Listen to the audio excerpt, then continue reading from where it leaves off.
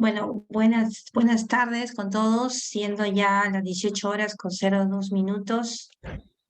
Hoy, 23 de noviembre, agradecemos a la Escuela de Posgrado, ¿no? Para el desarrollo de este webinar. Muchísimas gracias a todo el equipo que está haciendo posible y transmitir, sobre todo también por Facebook Live, todo lo respecto de lo que se va a compartir con la presentación del doctor Jaro Vargas Juan. Doctor, muy buenas tardes. El tema que hoy vamos a compartir, ¿no?, es principales complicaciones en el tratamiento del paciente oncológico. Quien les saluda, soy la doctora Anika Ramuz, coordinadora del programa de especialización de psico-oncología, con todo el equipo que desarrolla todo este programa.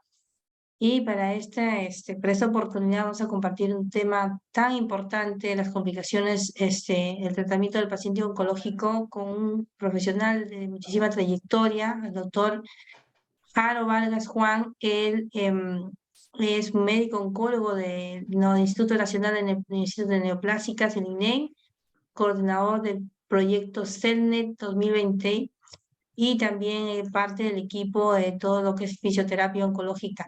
Bienvenido, doctor, muy buenas tardes y desde ya muchísimas gracias por compartir con toda la comunidad de profesionales de la salud respecto al tema principales complicaciones en el tratamiento del paciente oncológico. Adelante, doctor. Gracias. Buenas tardes, Anika. Gracias por la presentación. Voy a proceder a compartir la pantalla un momentito.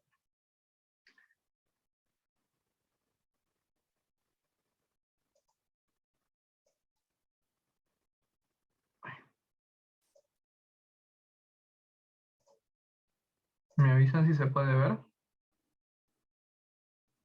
Sí, correcto, doctor. Se ve muy bien. Listo. Bueno, buenas tardes con todos. Mi nombre es Juan Carlos Aros. Voy a apagar la cámara para que no...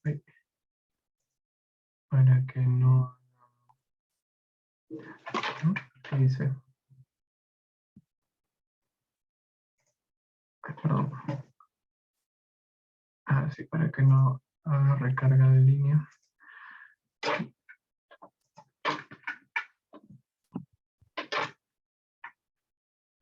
Ahora sí. Muy bien. Buenas tardes. Mi nombre es Juan Carlos Aros. Soy médico oncólogo. Trabajo como médico asistente en el Instituto Nacional de Enfermedades Neoplásicas y también participo como docente en el programa de segunda especialización en fisioterapia oncológica. El día de hoy vamos a hablar de un tema bastante común en el área que manejamos en el área de los pacientes oncológicos. Uno de estos temas tiene que ver directamente con las complicaciones ocasionadas por los tratamientos que reciben los pacientes que tienen cáncer. Estas muchas veces pueden generar no solamente empeorar la condición clínica del paciente por su enfermedad de fondo, sino que también puede llevar incluso a complicaciones severas que pueden poner en riesgo su vida. Algunas veces también son necesarios conocer este tipo de complicaciones o potenciales complicaciones, ya que muchas veces vamos a toparnos con algún paciente de este tipo y estas complicaciones, y tenemos que saber si es que puede haber o pueden desarrollarse complicaciones en el caso que nosotros deseamos hacer alguna intervención o algún tratamiento en estos pacientes. Muy bien. Ay, perdón, dejé de compartir otra vez ahí. Ahora sí. Para empezar, vamos a hablar de lo que es el cáncer. El cáncer, de una forma sencilla, se trata de un crecimiento sin control de un grupo de células en nuestro organismo, en las cuales han adquirido características malignas, y estas características hacen que aumenten el volumen, no solamente su volumen en lo que respecta a números, sino en cantidad, sino también en tamaño, o en características celulares que hacen que funcionen de una forma distinta al tipo de célula original de donde se produjeron, y que puedan generar daño al mismo organismo y también diseminarse a distintas partes de nuestro cuerpo, lo que se denomina metástasis. Entonces, es un crecimiento sin control de células anormales que lo que va a generar son daño a nuestro organismo, y eso se va a traducir a través de los síntomas que presentan los pacientes. Anteriormente se pensaba que los tumores o cualquier tumor puede ser cáncer, pero en realidad algunos tumores pueden ser procesos benignos, procesos inflamatorios, entonces no es un sinónimo de cáncer, ¿no? Y también neoplasia no es también un sinónimo de cáncer. Neoplasia puede ser el crecimiento de una célula, puede ser de forma normal, pero pueden tener características benignas, y cuando adquiere características malignas hablamos de que hay una infiltración, de que traspasan el sitio donde se encuentran ubicadas y alteran el tejido alrededor o hacen metástasis a lugares a distancia. Entonces, este cáncer, ¿cómo es que se desarrolla? En nuestro organismo, nosotros en el centro, dentro de nuestras células tenemos un órgano especial que se llama núcleo, y a través de en este órgano es donde se encuentra el contenido, el material genético que es el ADN, el cual expresa la información de todo lo que es nuestro cuerpo, de todas las células de nuestro cuerpo. Entonces, este ADN contenido en el núcleo si tiene algún tipo de daño, puede generar enfermedades que se traducen como muchas veces en enfermedades oncológicas, ¿no? Obviamente este daño en el ADN no significa de que se está heredando. Hay enfermedades, trastornos genéticos que se contagian, o mejor dicho, que se heredan porque se transmiten a través de la herencia, y que tienen una predisposición a desarrollar cáncer, pero son en realidad un porcentaje muy bajo de las neoplasias o las causas de neoplasia, ¿no? La mayoría de cáncer, de las enfermedades de cáncer, se van a originar debido a que hay un daño que aparece en el transcurso de nuestra vida sobre esas células de ADN. Este daño puede aparecer desde la etapa en que somos fetos hasta cuando seamos ancianitos o ya estemos en nuestra última edad. Entonces, este daño o esta alteración que sufre el ADN hace que las células adquieran características agresivas, malignas, y que se conviertan en células potencialmente cancerígenas que se diseminan a otras partes del cuerpo y destruyen el organismo. Entonces, estas alteraciones en el ADN pueden ser de muchos tipos. Pueden ser mutaciones genéticas, pérdidas de pedazos de ADN o ganancias de ADN excesivo, y todos estos van a activar mecanismos moleculares que van a desencadenar el desarrollo de una neoplasia maligna. Entonces, ¿qué es lo que pasa cuando una célula cancerígena en el inicio ha desarrollado mutaciones genéticas? Esta se va a convertir en una célula maligna potencialmente y se va a dividir sin control. Va a empezar a reproducirse y generar múltiples números de células, las cuales se van a agrupar y van a formar un tumor. Pero este tumor, como vemos acá en este ejemplo, está solamente ubicado en el sitio donde se ha originado, en la superficie de un epitelio. Pero ¿qué pasa? Y que es contenido pues, por las barreras anatómicas de nuestro organismo, ¿no? Por la membrana basal, por el tejido conectivo, por el mismo ambiente alrededor de este tejido, hace que no prolifere. Pero si es que estas células siguen mutando y siguen haciéndose más agresivas, van a seguir dividiéndose y van a llegar a un punto en que van a destruir las barreras normales de nuestro organismo, la membrana basal, y se van a ir hacia zonas cercanas. Entonces ahí hay un componente invasivo. Hasta este punto ya estamos hablando de un carcinoma o de una neoplasia invasiva, porque ya rompió el sitio donde estaba ubicado, ya salió de ese lugar, ha roto la lámina basal y se está yendo hacia otros tejidos. Va a migrar al tejido conectivo que se encuentra alrededor de su sitio de origen, luego va a ubicar los vasos sanguíneos o los vasos linfáticos también, y se va a dirigir por el torrente sanguíneo o el torrente linfático hacia otras partes de nuestro organismo. Como vemos acá, ¿no? Las metástasis se van hacia otras partes del organismo, buscan un lugar adecuado, se siembran y empiezan a crecer de nuevo generando otro tumor. Estas células son tan agresivas y tan adaptadas que estimulan a los vasos sanguíneos a que las irriguen, es decir, jalan como mangueritas para que se sigan nutriendo y sigan enviando células malignas a otras partes del cuerpo. Entonces así es como se comporta el cáncer en nuestro organismo. Lo que sucede es que conforme va creciendo o se van multiplicando las células, el tumor va aumentando de tamaño, y es porque los genes que han sido alterados en nuestro organismo están haciendo que la célula se divida sin control. Entonces ahí hablamos de los genes, los protoncogenes están muy activados porque estimulan la división celular, y los genes supresores de tumores, que son los que le dicen, son el freno, son los que le dicen a la célula, hasta acá llegaste, ya no puedes seguir dividiéndote, están bloqueados, entonces la célula se sigue dividiendo porque no hay un freno, al contrario, está estimulada para seguir dividiéndose. Y los mecanismos de muerte celular, porque cuando una célula tiene daños en su ADN, nuestro mismo organismo, la misma célula lo detecta. Y al detectarlo, se da cuenta de que el ADN está dañado, entonces se dirige hacia la muerte celular programada, es decir, hacia la apoptosis. Pero ¿qué pasa? Que en el cáncer, esta vía de apoptosis, este mecanismo de muerte celular para evitar células anormales, se bloquea. Entonces, la muerte celular disminuye y las células, al contrario, se dividen sin control y viven más tiempo de lo habitual, haciéndose, entre comillas, inmortales, ¿no? Porque siguen proliferando.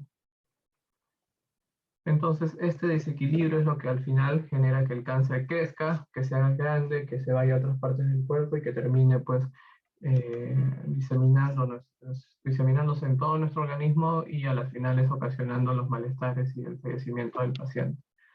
En el Perú, para el año 2020, se han determinado los principales tipos de cáncer. El que tiene una mayor proporción es el cáncer de próstata, que es aproximadamente el 12% de todas las neoplasias, el cáncer de mama en la mujer, que es el 9,8%, seguido del cáncer de estómago, el cáncer de colon y el cáncer de cervix. Esta es la imagen solo para el Perú, con un total de 69.000, casi 70.000 pacientes diagnosticados para el año 2020. Y en el caso, por ejemplo, de los hombres, la principal causa de cáncer es el cáncer de próstata, es un 26%, seguido del estómago, el cáncer de recto, tenemos neoplasias hematológicas como el linfoma o la leucemia. Mientras que en las mujeres, la principal causa de cáncer es el cáncer de mama, el 18%, seguido del cáncer de cervix, un 11%, cáncer de estómago, de colon y cáncer de tiroides. Entonces, todos estos pacientes en algún momento son diagnosticados y reciben algún tipo de tratamiento. Y durante el tratamiento van a desarrollar complicaciones. Estas complicaciones pueden ser, uno, por la misma enfermedad, ya que el cáncer puede dar dolor, puede dar fatiga, puede dar náuseas, vómitos, fiebre, y sumados a las complicaciones del tratamiento, estos síntomas se pueden exacerbar o pueden agregarse nuevas molestias que hacen que los pacientes, pues, generen complicaciones o puedan tener algún tipo de repercusión en su estatus performance. Por ejemplo, no pueden comer, tienen a veces disminución del estreñimiento, no pueden hacer el 2, pueden tener dolor o incrementos del dolor, mayor cansancio. Entonces, estas complicaciones pueden darse ya sea por cirugía, por la radioterapia o por la quimioterapia, ¿no? E incluso algunas de estas complicaciones van a permanecer durante un tiempo con el paciente, o en algunos casos estas pueden ser permanentes dependiendo del tipo de complicación ya después del tratamiento, ¿no? Entonces los pacientes van a tener todavía estragos después de su enfermedad. Por ejemplo, este paciente tiene un tumor en la pierna, que es un sarcoma, es un tumor grande, como ven ustedes, que está comprometiendo esa extremidad y tiene dolor, puede tener fiebre por el tamaño del tumor, ya empieza a desarrollar síntomas sistémicos, cansancio, fatiga. Y este otro paciente tiene, por ejemplo, un metástasis en el cerebro y también en múltiples lesiones de los huesos del cuerpo. Como ven, todo lo que ven de negrito son metástasis óseas. Y entonces este paciente puede tener complicaciones, trastorno del sensorio, dolor, fracturas patológicas, o que esas lesiones, esas metástasis en los huesos se golpean o hace un mal movimiento, carga peso y tiene fracturas o a compresión medular y puede quedar, pues, paralítico o tener mucho dolor. Entonces, estos pacientes, aparte de esos síntomas que tienen, van a recibir un tratamiento, y lo cual puede llevar a que puedan desarrollar algunas que otras complicaciones asociadas. Por ejemplo, la cirugía, que es un tratamiento efectivo para tratar, por ejemplo, neoplasias como los tumores sólidos, el cáncer de mama, el cáncer gástrico, el cáncer de colon, que una base o del tratamiento es la cirugía, ya que la cirugía puede hacer que de repente el paciente se pueda curar, si es que es una enfermedad operable. Entonces, estas terapias son muy efectivas para este tipo de enfermedades. También sirven para hacer exploración clínica y buscar en qué áreas del cuerpo hay metástasis, hacer biopsias y también para controlar síntomas del cáncer, porque, por ejemplo, si un paciente tiene muchas náuseas y vómitos por un cáncer gástrico, y si es factible, se puede hacer una derivación. Se hace como una especie de bypass entre los intestinos para que los alimentos ya no vayan por el estómago, sino pasen directamente a los intestinos. Entonces va a bajar los vómitos, ya no va a haber náuseas y va a poder alimentarse otra vez. ¿Qué otras cosas pueden utilizar? Por ejemplo, para control de síntomas, en el caso de que el paciente tenga alguna compresión por metástasis óseas, compresión vertebral, se hace laminectomía, se corta los tumores dentro de la médula ósea y el paciente calma su dolor, ya evita de que se quede paralítico. Otros tratamientos en los que nos ayuda la cirugía es también, por ejemplo, en la colocación de accesos venosos especiales para colocar tratamiento, drenajes de líquidos, o sea, del pulmón, del abdomen. Entonces, son muchas alternativas a través de las cuales la cirugía interviene dentro del manejo del cáncer, pero puede haber efectos adversos. ¿Cuál es el principal y más conocido? Pues el dolor, ¿no? Después de un procedimiento quirúrgico, los pacientes pueden sufrir algún grado de dolor y para ello siempre se requiere que se les dé analgesia postoperatoria, ¿no? Estos pacientes pueden recibir analgésicos, de preferencia se opta por analgésicos potentes de tipo opioide, ya que los medicamentos antiinflamatorios se pueden utilizar, pero en periodos muy cortos, ya que ustedes saben, los antiinflamatorios pueden ocasionar múltiples complicaciones o eventos adversos si se usa prolongadamente. Y muchos de estos pacientes, de los pacientes oncológicos, van a tener dolor crónico, van a tener dolor por un periodo de tiempo bastante largo. Entonces, no podemos usar AINES de forma permanente, sino a través de algún rescate ocasional, monitorizando la función renal, que no haya sangrado gastrointestinal, etcétera, etcétera. ¿Qué otras molestias puede dar la cirugía? Puede ocasionar fatiga dependiendo de la zona donde ha sido intervenida, edema, por ejemplo, en el cáncer de mama, como van a ver en la exposición que hacemos en fisioterapia, vemos los pacientes que hacen el linfedema después de la cirugía de mastectomía y la disección axilar. Como se queda sin drenaje linfático ese bracito, todo ese lado, pues el brazo se puede hinchar, ¿no? Y puede generarse el linfedema. Si es que se operan las vísceras o el estómago, puede haber disminución del apetito, puede haber sangrado o colecciones de hematomas entre los planos de cirugía, de suturas. En algunos casos puede haber hemorragia, puede haber infecciones agregadas en el sitio operatorio y sobre todo si es que se disecciona una parte muscular, puede haber disminución de la fuerza muscular o la función como la extensión o la flexión de las extremidades. Si es que se opera, por ejemplo, los ovarios en el caso del cáncer de ovario, los testículos en el caso del cáncer de testículo, puede haber esterilidad y en algunos casos, por el paciente se queda postrado, puede predisponer a trombosis. Entonces las cirugías tienen que ser bien diseñadas para evitar que haya complicaciones, tiene que hacerla un personal que esté capacitado en el manejo de pacientes oncológicos, ya que muchas veces la primera intervención puede definir el pronóstico del paciente. Si son tumores especiales que requieren una cirugía o una disección planificada y cuidadosa, ¿por qué? Ya que, por ejemplo, en el caso de los sarcomas, muchas veces la intervención tiene que ser lo más limpia posible para evitar la diseminación. Entonces, si no es aplicada por un cirujano oncólogo que conozca la teoría y que sepa por dónde abordar para hacer una biopsia o para hacer una disección, podría generar pues complicaciones severas en el paciente. Por último, cambiarle el estadiaje. Si es un tumor localizado, al hacer un mal corte o no operar adecuadamente, puede hacer que se haya un tumor diseminado, ¿no? Entonces, por eso es necesario que siempre todos las intervenciones sean por un especialista. Por otro lado, otras complicaciones, porque las cirugías, por ejemplo, en el cáncer de mama puede haber seromas, que es la acumulación de líquido seroso o también hematomas de sangre entre los planos de sutura. Entonces acá vemos que le están retirando líquido, ¿no? Le están retirando un seroma a esta paciente que le han hecho una cirugía, una mastectomía. Por lo general esto ocurre, por ejemplo, en pacientes que son bien gorditos. Acá tenemos también los edemas, la hinchazón ¿cómo se llama esta cosa? De la mama después de una cirugía. Y también vemos asimetría, ¿no? Como secuela bueno, una secuela o una complicación estética.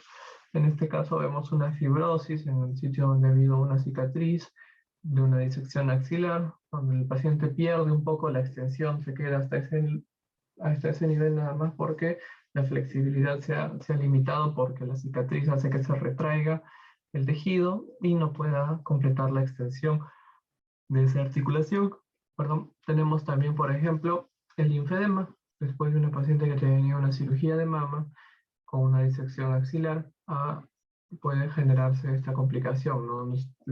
El bracito se acumula de líquido y no puede reabsorberse, no demora en reabsorberse, puede hacerse crónico también.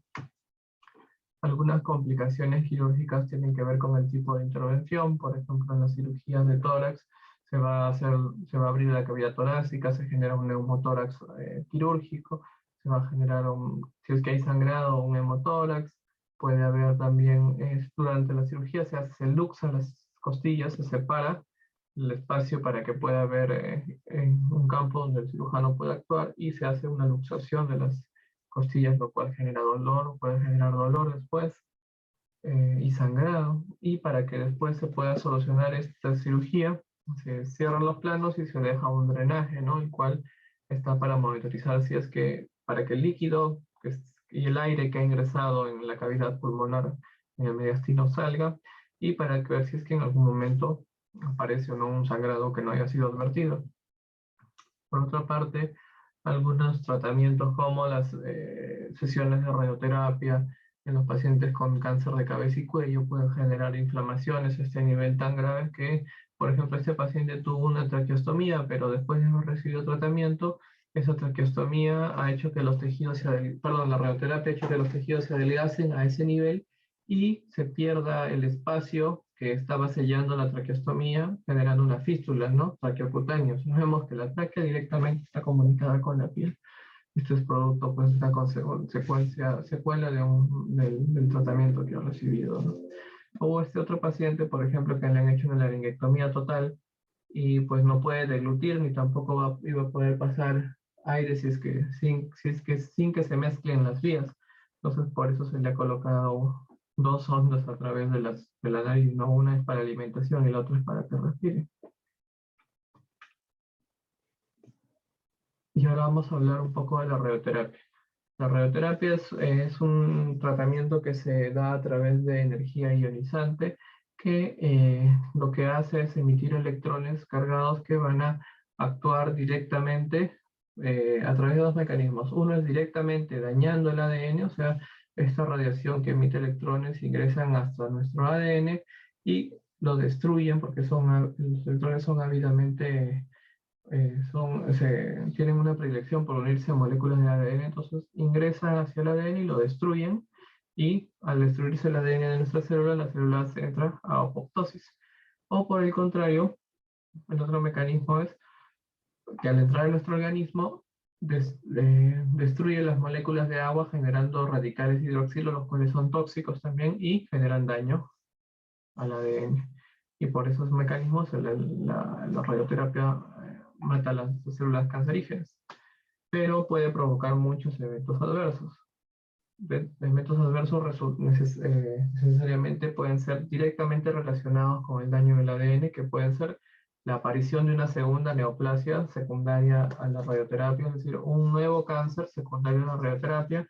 Ahí estamos hablando de los pacientes que han recibido radioterapia, por ejemplo, de niños, jóvenes grandes, o a una proporción grande de su cuerpo, que si en el mediastino pueden desarrollar linfomas, sarcomas, que si por ejemplo en huesos grandes como la cadera, pueden desarrollar leucemia en el futuro.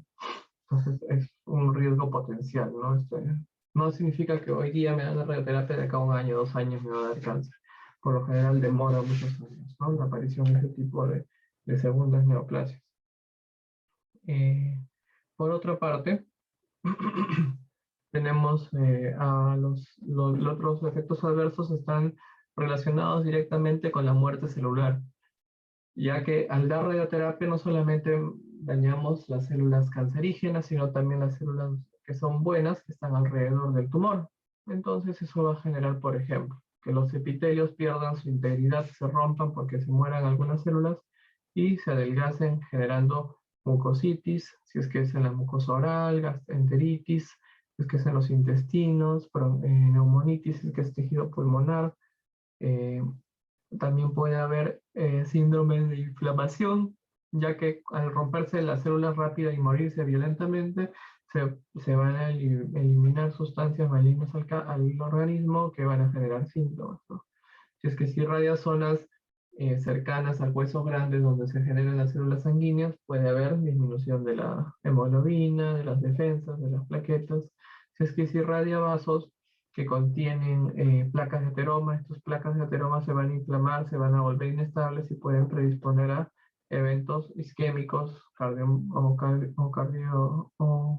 coronariopatías, por ejemplo, si es que son zonas cercanas al corazón, o ACVs isquémicos o hemorrágicos en las zonas del cerebrito, si es que se irradia estas áreas, ¿no? Por lo general, estas últimas complicaciones son complicaciones tardías, es decir, que aparecen después de los 6 meses de haber recibido tratamiento con radioterapia. En esta imagen observamos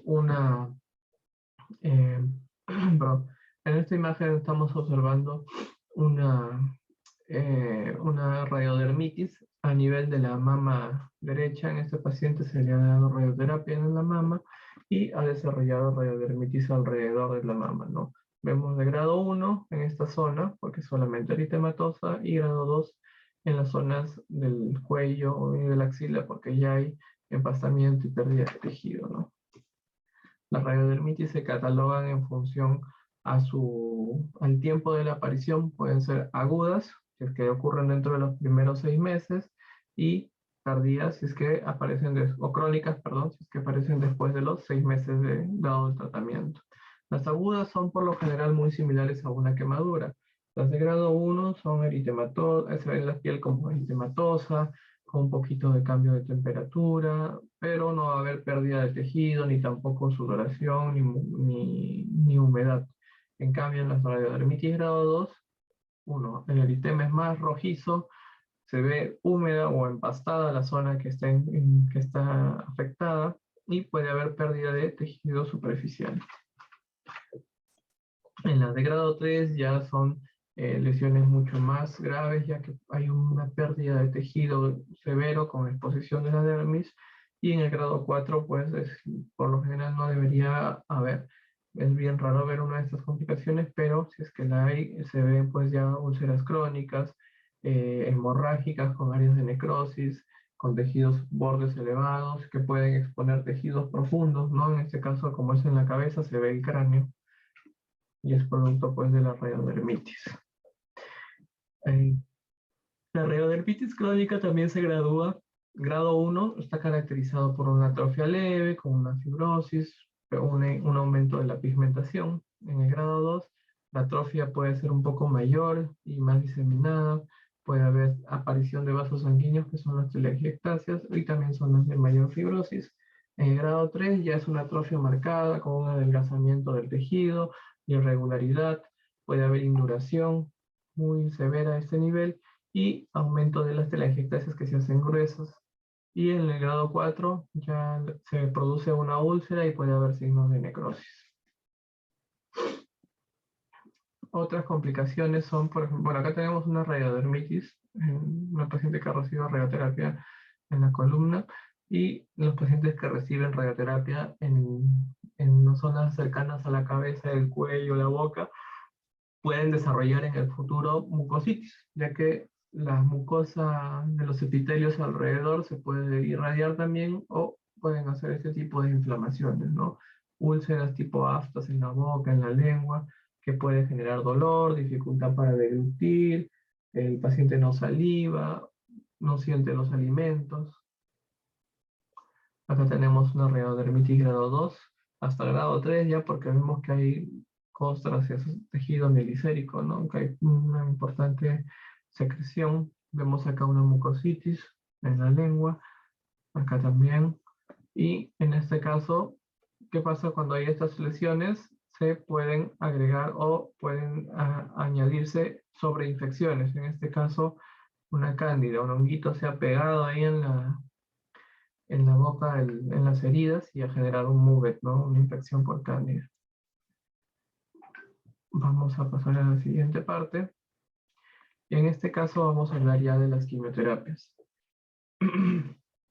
La quimioterapia, un momentito, perdón.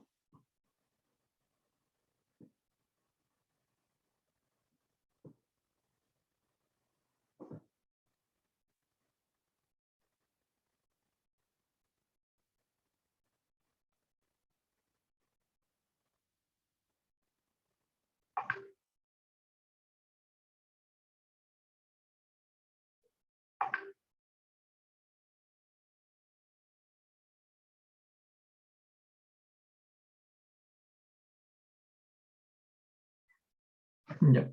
Entonces, para hablar de la quimioterapia, les comentaba que este tipo de tratamiento ha ido evolucionando a través de los años. Inicialmente se pensaba que se podía desarrollar un tratamiento efectivo para el cáncer en función a vacunas. ¿Qué es lo que hacían los investigadores, los doctores en esas épocas, en los años 1900?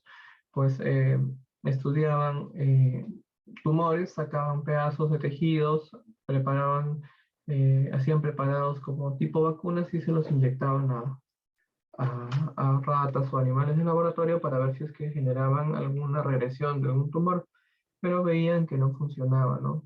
Incluso se pensaba que algunas enfermedades podrían combatir el cáncer, pero hasta el momento no ha habido mejor dicho, resultado fue favorable.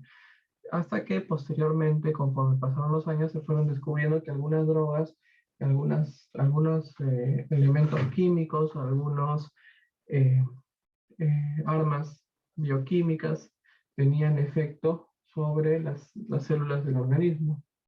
Entonces, se empezó a probar estos tipos de tratamiento. Se colgó. Se empezaron a probar estos tipos de tratamiento encontrando las distintas drogas de quimioterapia que conocemos hasta ahora. Y todas estas han ido desarrollándose a través de muchos años mediante las pruebas de ensayo y error y investigaciones y posteriormente ya ensayos clínicos formales, entre los cuales ya se ha podido determinando qué tratamientos y qué drogas son específicas para una determinada enfermedad. Pero la oncología ha seguido evolucionando en los años y a partir del año 1985 para adelante 1990 se empezó a hacer estudios de biología molecular viendo si es que había alguna forma de que algunas terapias actúen específicamente en algunos daños o alteraciones genéticas que caracterizan a los distintos tipos de cáncer. Y se descubrió una molécula que fue el cambio o del paradigma del tratamiento en la oncología, ya que se hizo ese enlace entre la terapia con medicinas y la respuesta a nivel molecular, porque desde ese punto para atrás todos los tratamientos son citotóxicos, o sea, entran al organismo, se van hacia todo nuestro cuerpo y hacen el estrago, pues, no solamente en el tumor, sino en las distintas células de nuestro organismo, sobre todo en el tumor, pero más se pueden hacer también alteraciones en las demás partes de nuestro organismo. Entonces, ¿qué pasa? Que se descubre el imatinib, que es un medicamento especial que actúa como un inhibidor de tirosina quinasa que suprime la diferenciación celular ocasionada por una mutación genética, que es la mutación del BCR-ABL, que se produce debido al cromosoma Filadelfia. Este cromosoma Filadelfia está caracterizado por la translocación 922, es decir, dos segmentos de cromosomas en el cromosoma 21 hacen una translocación, cambian se invierten, cambian de posición y esta mutación hace que se active una proteína anómala del gen de BCR-ABL que estimula la división celular y genera la leucemia mieloide crónica. Entonces, este tratamiento inhibe la expresión de ese gen y hace que las células se reviertan hacia su estado previo. Entonces, en este caso empezó a descubrirse pues, que había una terapia molecular efectiva para un tipo de cáncer en especial y se empezaron a desarrollar múltiples formas de tratamiento específico, lo que se denomina tratamiento target o tratamiento específico para los distintos marcadores de muchos neoplasias. Entonces, dentro de lo que manejamos los oncólogos, que muchas veces dicen quimioterapia, pero son drogas de distintos tipos, tenemos la quimioterapia citotóxica, que es en sí la quimioterapia, por decirlo, que son los agentes de quimioterapia como los antimetabolitos, inhibidores de topoisomerasa, agentes tubulin-ligandos, agentes alquilantes. Y acá están los grandes, los grandes grupos, los antraciclínicos, los paclitaxel, los taxanos, los inhibidores, la topoisomerasa, por ejemplo, la gemcitabina, los antimetabolitos como el metotrexato, etcétera, etcétera, ¿no? Todos son terapias citotóxicas. ¿Por qué citotóxicas? Porque actúan durante la fase del ciclo celular, haciendo que la célula fracase en su división celular y por lo tanto vaya hacia la muerte celular programada. O sea, hacen que la célula se muera. Por eso es citotóxico. Pero hay otras terapias, como por ejemplo la hormonoterapia, que inhibe o bloquea un estímulo que hace que la célula se divida, como son por ejemplo los antiestrógenos que utilizamos en el cáncer de mama, los antiandrógenos en el cáncer de próstata, los inhibidores de aromatasa en el cáncer de mama, los moduladores selectivos de receptor de estrógenos en el cáncer de mama y las progestinas, ¿no? Perdón.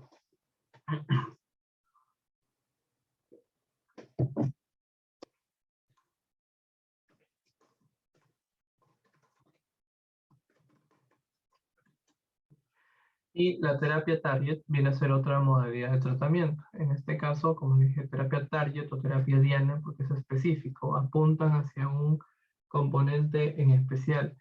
En este caso, por ejemplo, pueden ser los anticuerpos monoclonales que actúan sobre algún tipo de componente de la superficie celular.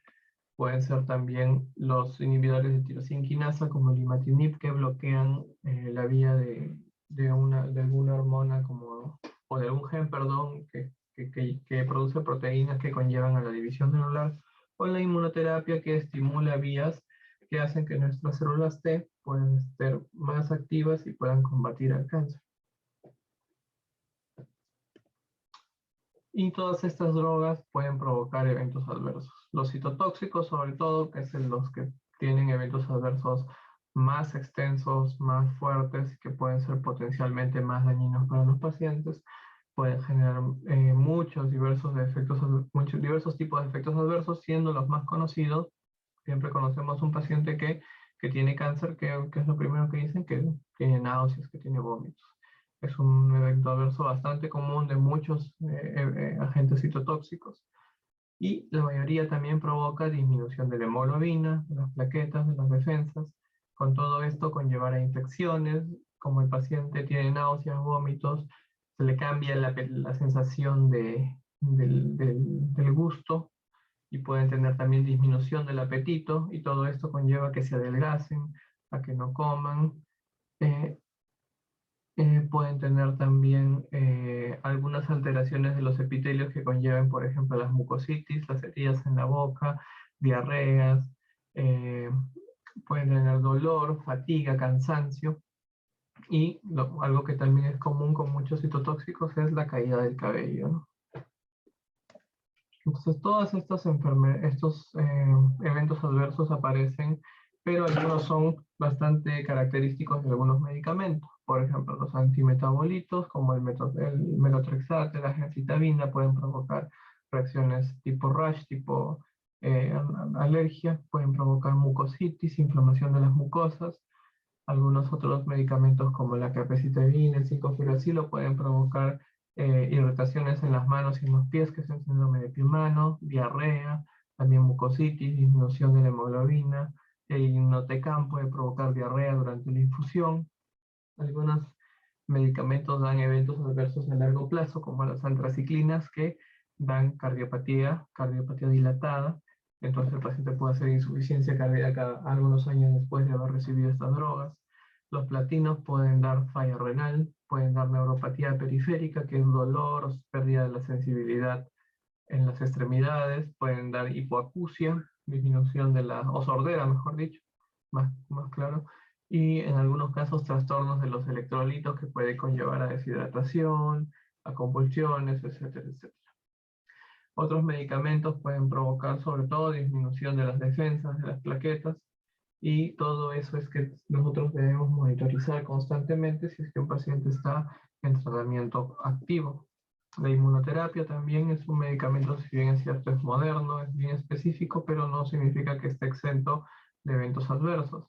Esta terapia que ha sido desarrollada pues, en los últimos años ha generado algunas mejorías en las respuestas de algunas enfermedades devastadoras como el melanoma, el cáncer de pulmón, que antes su tiempo de sobrevida o su tiempo de vida era bien corto, pero con la inmunoterapia se ha logrado prolongar algunos meses o años más con estas terapias, ¿no? Aún estos tratamientos están en investigación, están viendo la posibilidad de utilizarlos tempranamente o de darlos en combinación con algunas otras drogas para potenciar el efecto de la inmunoterapia. ¿Y cómo funciona la inmunoterapia? Pues lo que hace habitualmente una célula cancerígena es burlar a nuestras defensas, a las células, a los linfocitos T. ¿Cómo los burlan? Presentándole información que no es, que es engañosa. Ellos se presentan como si fueran células normales, entonces nuestra célula de las defensas no lo ataca porque no lo detecta, y a la vez la célula tumoral hace que, mediante otro mecanismo, se silencie o se inhiba. Como ven acá en el muñequito le ha clavado alfileres. Uno es para que no lo reconozca y el otro es para que le diga que se calme y que no haga nada. Entonces la célula de nuestro organismo está aturdida y no puede actuar contra el cáncer. Entonces, ¿qué hace la inmunoterapia? Bloquea estos mecanismos y a la vez estimula a la célula a atacar a las células de nuestro cuerpo, a atacar a las células cancerígenas. Y puede generar algunos eventos adversos, puede generar cansancio, puede generar reacciones a través de la piel, de las mucosas, diarrea, es algo bien común, reacciones tipo acné, pueden dar fallas hepáticas, enfermedades tipo enfermedades inmunes como son las endocrinopatías, o sea, hipotiroidismo, hipoparatiroidismo, toxicidad hepática, inflamación de los pulmones que se conoce como neumonitis, y algunos trastornos de la piel, de los ojos, en los riñones, en el páncreas, que siempre se tiene que estar monitorizando. Y otro evento adverso que es uno de los más comunes es el dolor, ya sea por cirugía, por la quimioterapia, por la radioterapia, por la misma enfermedad, pueden generar dolor, no solamente dolor somático, sino también neuropático por inflamación de tejidos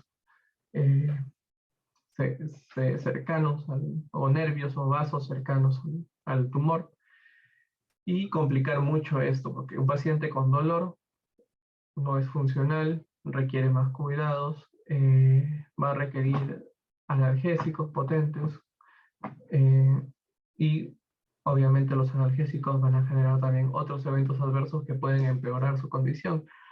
Entonces, el manejo del dolor tiene que ser también multidisciplinario, y tiene que abordar distintos tipos de manejo. No solamente te doy un analgésico, el que sea, no se trata de eso, sino se tiene que dar un medicamento que se puede utilizar de manera continua, como les dije, como los opioides, que tienen una tasa de complicación baja si es que lo uso a largo plazo. En cambio, los AINES, los antiinflamatorios, no los puedo usar por mucho tiempo porque van a generarle complicaciones al paciente. Tiene que ser un medicamento potente. Los analgésicos opioides son más potentes que los antiinflamatorios. Tenemos que usar algo que no intervenga o no haga complicaciones con las medicinas que usa el paciente para el manejo de su neoplasia. Entonces todo eso se tiene que ir pensando al momento de manejar el dolor. Si es un paciente con un dolor leve, se puede partir desde el paracetamol, que es de una molécula bastante útil. Si se usa adecuadamente puede controlar bien el dolor, dolores leves sobre todo, Y si hablamos ya de dolores moderados, podemos hacer combinaciones de paracetamol con algunos opioides débiles y en algunos casos algunos antiinflamatorios en periodos cortos. Pero si ya hablamos de dolor severo, hay que controlar el dolor, utilizar opioides potentes, podríamos usar analgésicos en los primeros días y también paracetamol, pero ya más adelante solo continuar con el opioide, ¿no? Hasta cuando ya se controle el analgésico. ¿Qué otros efectos tardíos puede dar la quimioterapia? Pueden dar problemas dentales, ya que muchos pacientes tienen acumulación de placa, gingivitis, estomatitis, entonces a algunos pacientes se le cae el diente porque como hacen gingivitis o hacen estomatitis, el diente se desnaturaliza, se desvitaliza y termina cayéndose. Muchas drogas pueden generar menopausia precoz y por consiguiente esterilidad. Algunos medicamentos generan pérdida de la audición, problemas cardíacos como insuficiencia cardíaca. Algunas medicinas y la radioterapia, como hemos visto, predispone a la aparición de nuevos cánceres. Puede haber también alteraciones del gusto, puede haber enfermedades pulmonares, trastornos neurológicos. Algunas terapias producen osteoporosis y también disminución de la función pulmonar. La radioterapia puede generar caries dental, generar menopausia precoz si se irradia zonas cercanas a los ovarios, por ejemplo, problemas cardíacos, vasculares como las coronariopatía. Si se irradia cerca de la tiroides puede dar hipotiroidismo, puede predisponer a la aparición de un nuevo cáncer. Si se irradia el cerebrito, puede generar accidentes cerebrovasculares en el futuro, esterilidad. Doctor Jaro, ¿Sí? le quedan 2 minutos. Gracias. Ya, vamos a terminar. Problemas intestinales, enfermedades pulmonares, osteoporosis también. Y las hormonoterapias pueden predisponer a trombosis, síntomas de menopausia, osteoporosis, algunas alteraciones sexuales, como por ejemplo disminución de la libido o dispareunia, que es dolor al momento de tener relaciones sexuales por la disminución de los estrógenos. Y bueno, gracias. No sé si es que, bueno, para hablar de las complicaciones oncológicas en realidad son múltiples. Podríamos basarnos solo en un tipo de medicina y hacer una sesión que sería bastante amplia, pero espero que pueda haberles orientado un poco el día de hoy. No sé si es que tienen algún comentario, alguna pregunta.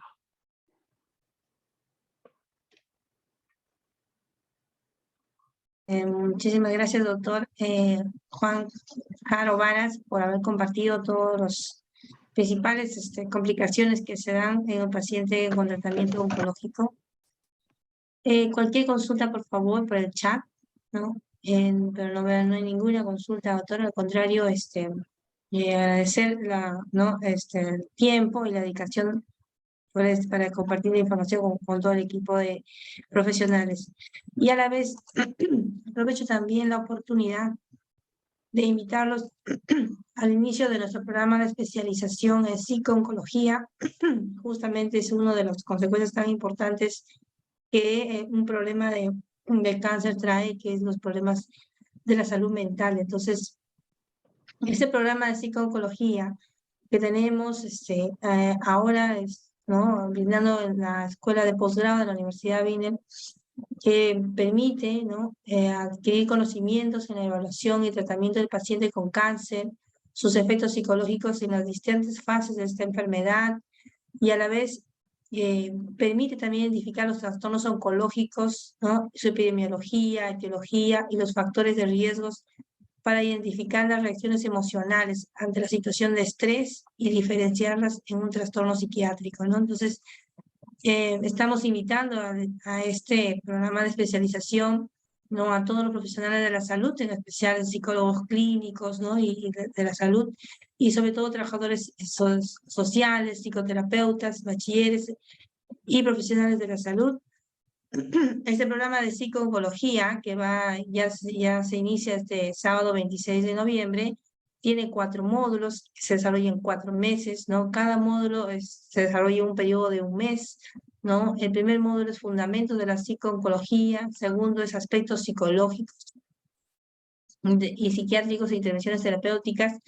El tercer módulo es Psico-oncología del niño y del adolescente, y el cuarto módulo es comunicación en psico-oncología. Entonces, que para ello contamos con nuestros profesores, ¿no? Que son de gran relevancia y realmente estamos agradecidos su compromiso de cada uno de ellos. La doctora Marilyn Toledo, la líder de todo de todo este programa de especialización, ¿no? Especialistas y conocedores y líderes, sobre todo en esta red de psico-oncología a nivel nacional. Ahí, Nadiefquita, por favor, si me puedes ayudar con esta información. Gracias. Muy buenas noches con todo. Un gusto, doctora Ánica. Les comento, tenemos este pronto inicio. Inicia el sábado 26 de noviembre un programa especializado en la área de psico-oncología para tratar pacientes oncólogos. Es una plana de estudio con más de 25 años de experiencia en el sector, con una carga académica de 4 créditos, ya con 64 horas académicas. El horario son horarios flexibles, son clases virtuales sincrónicas, lo pueden hacer de la comodidad de su trabajo, de su casa, ya que en el estado de emergencia estamos llevando las clases virtuales. Eso es un beneficio que puede llevar el programa. El horario de clases son los días sábados de 8 a 11 de la mañana, sábados semanales, tienen clases en vivo, trabajamos con la plataforma RunaChai, las clases quedan grabadas para el apoyo del alumno, la plataforma RunaChai está activa a las 24 horas del día, los 7 días de la semana, se suben todos los materiales y actividades a su plataforma, que lo puede ver en cualquier momento del día para que se pueda organizar con sus horarios de trabajo. La duración del programa son 4 meses de formación. Es un programa bien completo para lo que es el área psico-oncología, modalidad virtual, clases virtuales sincrónicas, clases en vivo, tiene interacción con profesores nacionales, con profesores internacionales, que es muy importante esa área. El costo de inversión del programa de especialización tiene un costo de 2.500 soles, el cual está financiado a 4 cuotas, ya sea con el 15% que tenemos con el Colegio de Psicólogos, Colegio de Obstetras, Colegio de Enfermeros, también tenemos convenio para nuestros egresados de nuestra casa de estudio, 20%. En las cuotas mensuales por 4 cuotas de financiamiento, con el costo del 15% por convenio institucional también con el Ministerio de Salud, quedarían sus cuotas en 468. 4 mensualidades de 468 soles, más la inscripción de 300. Sería su costo total. Y el costo para nuestros egresados en nuestra casa de estudio ya sería 440. 4 cuotas de 440 más su inscripción de 300 soles. Estamos iniciando clases el 26 de noviembre. Todavía estamos en proceso de inscripción. Se hace la cordial invitación a compartir conmigo. Si desean mayor información, le dejo mis contactos en el chat para otorgarle el plan de estudio, malla docente, costo de inversión, descuentos, porque tenemos descuento con diferentes instituciones y colegios profesionales. También tenemos convenio por referidos corporativos. También tenemos para nuestros colaboradores, nuestra Universidad Noverviner, tenemos a partir del 40% de descuento. Tiene bastante beneficio en nuestra escuela de posgrado para el programa de especialización de fisioterapia, para que no se pierdan este inicio, que es el último grupo del año 2022. Les dejo mis datos. Nadiuska Calderón, estaré atendiéndolo vía llamada, vía WhatsApp, para consultas y preguntas y para atenderlo para su proceso de inscripción o mayor información del programa. Muchas gracias. A ti, muchísimas gracias, Nadiuska, y agradecemos nuevamente al doctor Juan Jaro Varas por haber compartido este excelente webinar, complicaciones principales del paciente con tratamiento oncológico. Muchísimas gracias a todo el equipo que nos ha permitido desarrollar este webinar. Muy buenas noches y a cada uno de ustedes, estimados profesionales de la salud de diferentes regiones de nuestro país. Y nos estamos viendo en nuestro próximo webinar y estamos muy contentos de iniciar el programa de especialización en psico-oncología, y espero que los tengamos presente este 26 de noviembre. Muchas gracias y muy buenas noches con cada uno de ustedes. Gracias. Muchas gracias. Hasta luego. Buenas noches. Buenas noches.